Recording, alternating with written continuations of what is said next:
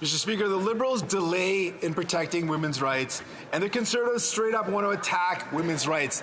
Last year, they brought in a motion attacking a woman's right to choose. Right now, they are blocking free birth control for women. And later on this week, they're going to go and attend an anti-choice rally. New Democrats want more freedom, more choices, and more affordability for women. So will the government... Is it a coincidence in stopping the that Jagmeet's throat hurts and Trudeau has an itch on his crotch? Free birth control. The Honourable Minister of Health. Let me state it clearly and unequivocally. Every woman in this country, every part of this country, must have access to the oral contraceptives that she needs to have. Speaking of oral, Jagmeet knows all about that. Any party that stands in the way of that is standing in the way of basic freedom for women in this country to have freedom and autonomy over their body. I will say to the Conservative Party of Canada, stop blocking this so that women can get the reproductive aids they need to have control over their reproductive futures. I'm just saying, man. Is it a coincidence or what? L'honorable député de Burnaby Sud. Rolex punk. Mr. Speaker, free contraceptives virtue signaling us all the way to the front door of Rolex to choose. But the Conservatives want to block that. They want women to pay more and have less freedom. But New Democrats won't allow it. Will the government vote with us today to ensure that 9 million people have access to free contraceptives? The Honourable Minister of Health. Thank you very much, Mr. Speaker. It's a question of freedom for women all across this country. The freedom you know to what's have the funniest part about this debate right now? That women need. It's not even women arguing. Their I mean, it's feminine men. And I wonder why the Conservatives are blocking this bill. Why will provide? Why isn't it a woman advocating for women, free birth control but also and contraceptives? For diabetics? It's time for action, Mr. Speaker. It's time to ensure that there are true freedoms for women all across the country. This is time to stop blocking this. From Calgary Forest Lawn. After 9 years of this Liberal NDP Prime Minister, it doesn't feel like Canada anymore. Life is more unaffordable than ever. Canadians, the Governor of the Bank of Canada, even random Liberals are saying this government is not helpful with their out-of-control spending. Random Liberals. Canadians are living in their cars and in tents because they can't afford housing. They're lining up at food banks in record numbers because they can't afford food, and leaving in droves because they can't afford the high cost of living. When will the Liberals implement a common-sense plan and bring in a dollar-for-dollar law, cap government spending so inflation and interest rates can come down? Yeah, buddy! Let's get some W's in the chat, folks. Deputy Prime Minister and Minister of Finance. Mr. Speaker, we have put forward a budget that invests in the things Canadians need. First and foremost, housing. And we're doing that by asking those at the very top to contribute a little bit more. And the good news, Mr. Speaker, is we are doing it in a fiscally responsible way. And you don't have to believe the partisans in any multi-billion-dollar deficit at Moody's, fiscally who responsible. last week reaffirmed Canada's AAA rating, the highest that exists, with a stable outlook. Doesn't get better than that, Mr. Speaker. Oh my God, she's huffing her own farts, man. Forest Lawn. Speaker, common sense is chasing this finance minister. Just like in Alberta, she's speeding away from it.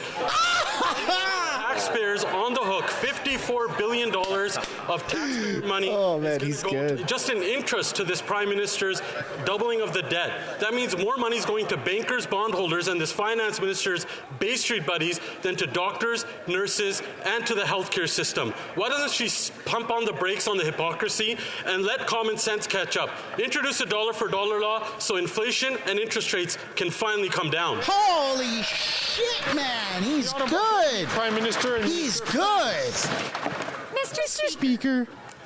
Last week, Moody's reaffirmed our AAA credit rating. Oh, These are objective analysts who have pointed out that Canada has the most fiscally responsible plan in the G7. But let's talk for a minute, Mr. Speaker, about hypocrisy. Conservative hypocrisy. Last week, Mr. Speaker, the Conservative leader wrote an op-ed asking business leaders to attack our budget. I guess that's because he doesn't have the courage to come out and say the truth, which is he stands for those at the top, not regular Canadians.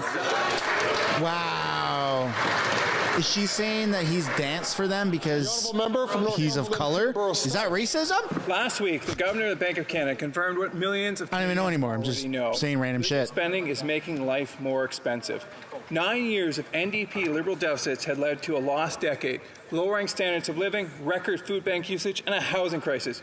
Will the government finally commit to a dollar-for-dollar rule that allow Canadians to feed their families and keep their homes? Great job, Phil. The Honourable Deputy Prime Minister, Minister of Finance. Mr. Speaker, I respect the member for Northumberland, and he is better than actually misrepresenting the words of the Governor of the Bank of Canada. The reality is the Governor of the Bank of Canada, in testimony since the budget, has said, and I quote, "The budget does respect the fiscal guardrails that the government put in place." And I quote, that's what he said. And he said, quote, "Keeping the debt to GDP ratio on a declining track, and importantly, keeping the deficit below 1% of GDP in future years. The budget commits to those guardrails, and that is helpful." The Honourable Member from Northumberland, Peterborough South. I will quote the governor directly. He said that this Liberal budget is not helpful. It's more distraction, more denial. In order to cover up their record of massive deficits, which has led to over $54 billion of interest being paid in this budget alone. We'll pay more in the GST. We'll collect more in the GST, or collect more here than in the GST in terms of interest. We will pay more in interest than we will in healthcare transfers. When will they finally get their deficits under control so that Canadians can eat and they keep their homes? Hear, hear.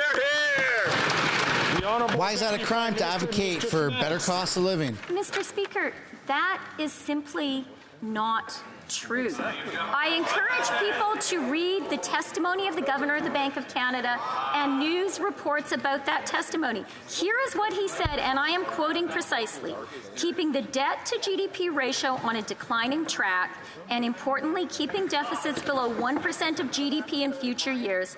The budget also commits to those guardrails going forward, and that is helpful." Those are the words of the governor. People can just take a look at the transcript, Mr. Speaker. Then I have Deputy. The Honourable Member The for transcript, like the one that the House Speaker... Quebecers are struggling. Mortgage renewals are hurting them. Mortgage rates are high, due in part to the chaotic management of public finances by this Prime Minister and the Bloc.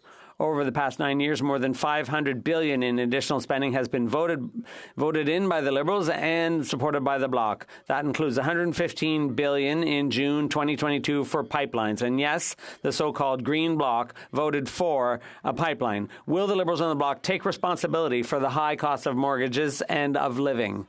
The Honourable Minister. Mr. Speaker, Canadians hear one party that has no ambition, no vision, and no plan. Mr. Speaker, Canadians have a choice to make. They have a choice to listen to a party that has no vision, or a government that's investing in youth, in growth, in housing, in science, and in research. Mr. Speaker, here on this side of the House, we will continue to invest in Canadians because countries that have confidence invest in their people, and that's precisely what we'll do. The Honourable Member for Charlebourg-Saint-Charles.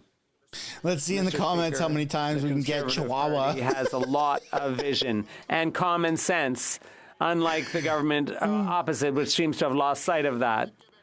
The Bloc is doing no better than the Liberals. The Bloc supported $500 billion in extra spending. They've always voted against the budget, but they do vote for all of the budgetary appropriations. And that's why Quebecers and Canadians are struggling. Will the government ask the Bloc why they're always supporting them in their nonsensical programs? Mr.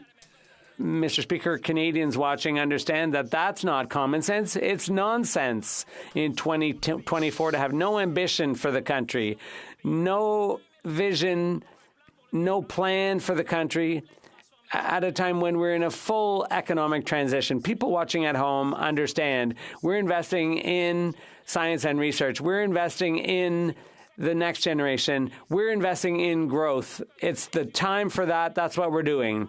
It's time to invest. We're a confident nation, and we will build the Canada of tomorrow together.